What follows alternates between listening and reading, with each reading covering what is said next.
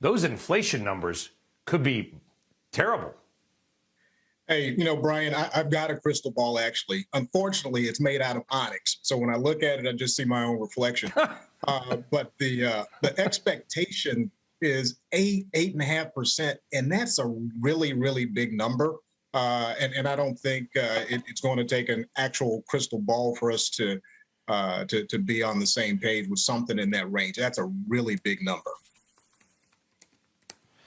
Yeah, it could be. And you wonder, has the market, though, already reacted to it? When the bond market has been moving so aggressively, Lee, and the stock market's been moving as well, that you wonder, however bad this or the other numbers coming out in the near term may be, has the market already made the call for it? I think that's the question.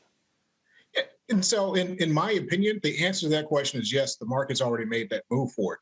I think we're going to have to see something that is drastically different from those numbers. With what's going on, Russia and Ukraine, there's the expectation that would add some additional weight. We've been hearing little bits and pieces over the course of the last month what it might do to grain supplies because of what Russia and Ukraine traditionally add to the global markets from that perspective. What's been going on with oil, Europe's dependency on Russia for oil. So all those ingredients, come into play. So in my opinion, I think it's already baked into what the market is expecting.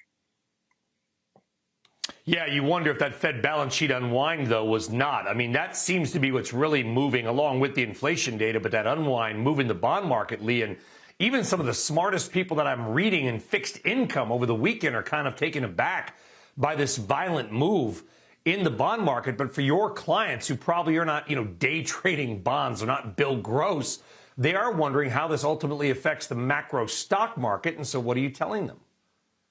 Well, we've been doing some things with our clients that says, hey, listen, we've got a couple of dynamics here. We already know that we're in an inflationary environment. We already know that we're moving in or have moved into a scenario where we're going to be having increasing interest rates. So what types of things traditionally do well in that environment?